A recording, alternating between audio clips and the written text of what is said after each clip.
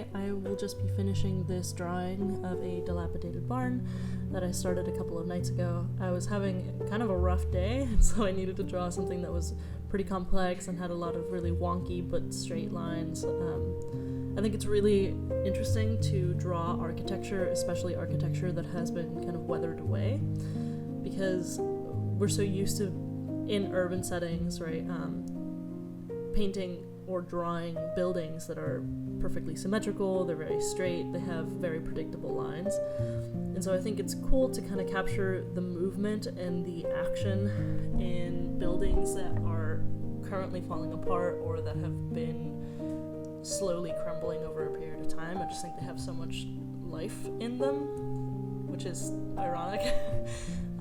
Typically they're abandoned for a long time before they get to this state in particular.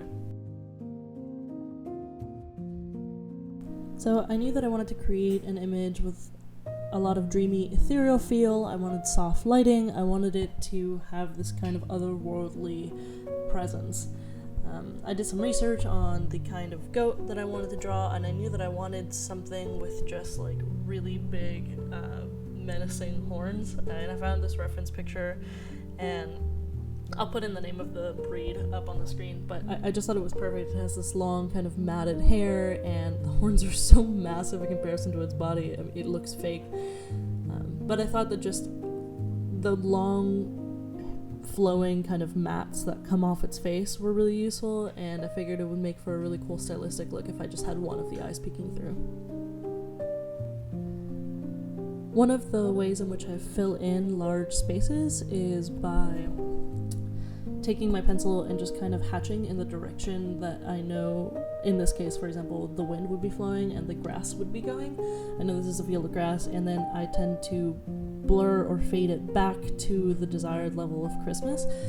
I knew that I wanted some very soft lighting and ethereal feel, so I didn't want anything super harsh except for the building. I thought that that would make it stand out, and then having the actual goat be quite soft and have not a lot of hard edges would be a cool contrast to that.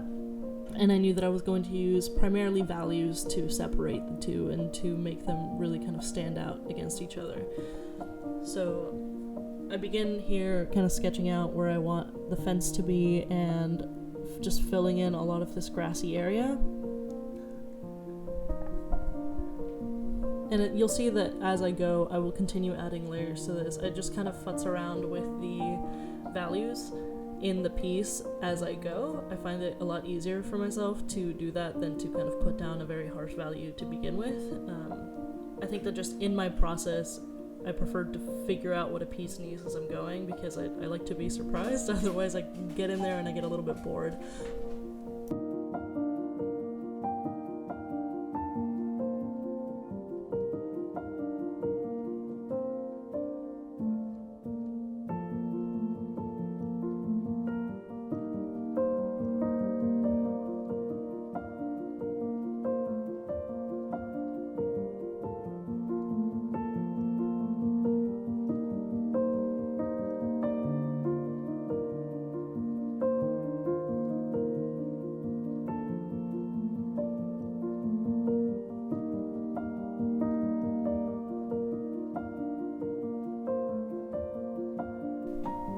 So here, as we start getting into the area where the goat is standing, I wanted to make sure to put in some pretty dark values right away, because I knew that I was going to use the contrast between the grass that it's standing on and the goat itself to really kind of make it pop and make it move forward in the foreground. I wanted to capture the grass kind of cutting into and out of the actual form itself, and later I work on a little bit of the translucence by blending in a darker value through the center so that you can see the edge of the grass coming through the back of the goat, as it is very ghostly and spiritual.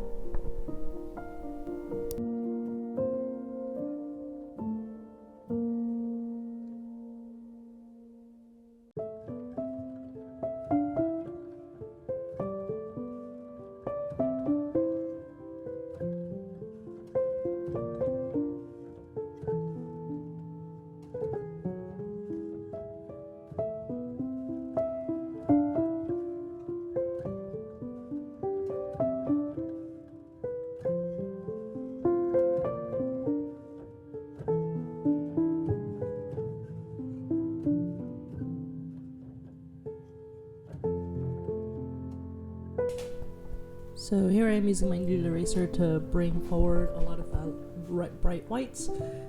I knew that I wanted it to have some form and shape and light effects coming through it. I'm also using the eraser to create motes of light surrounding the goat and to make the fur a little bit clearer.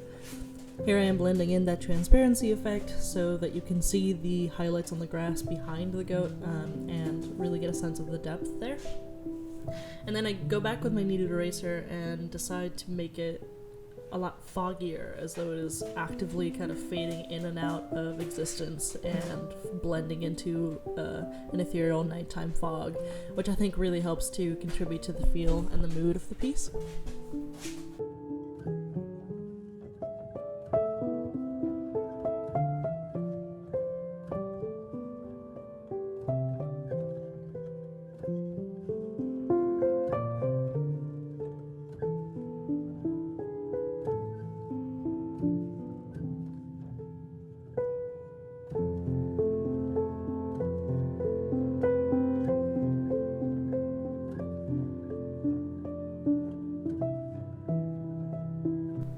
So here I begin to really color in the sky, and although it seems really tedious to color it in with my 0.5 mechanical pencil lead, I really enjoy when I can get closer into these big black spaces, like these filled in voids, and be able to still see the texture there.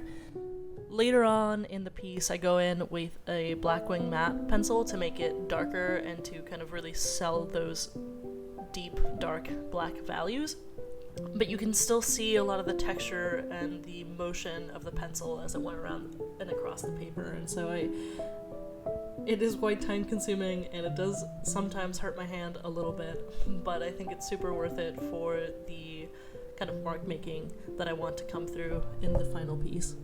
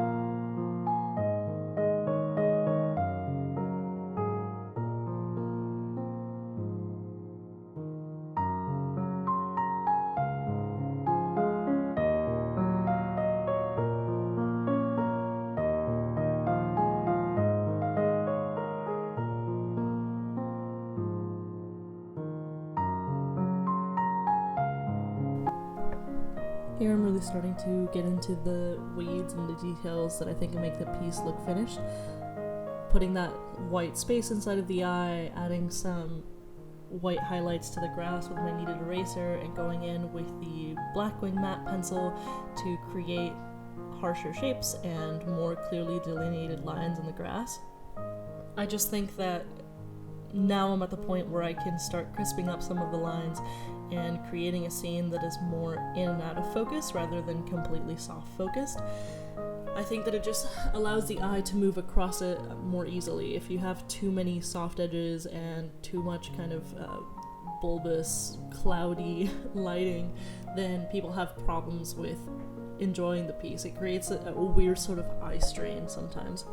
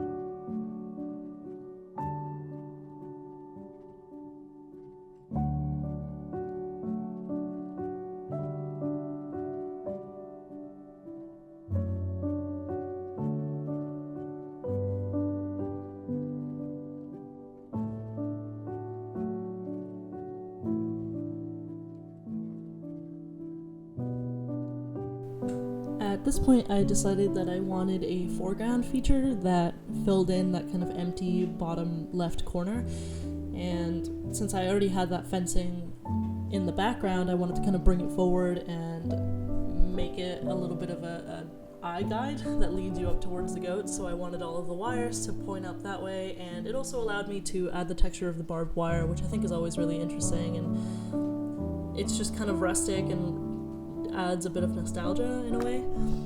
It also allowed me to bring in some more harsh highlights, or I guess bright highlights, into the front of the image, where it all blended into a much more muted middle tone gray. There's not quite as dark as the sky or the inside of the shed or barn, but it allows it to really stand out and come forward and brings my eye back around to the ghost.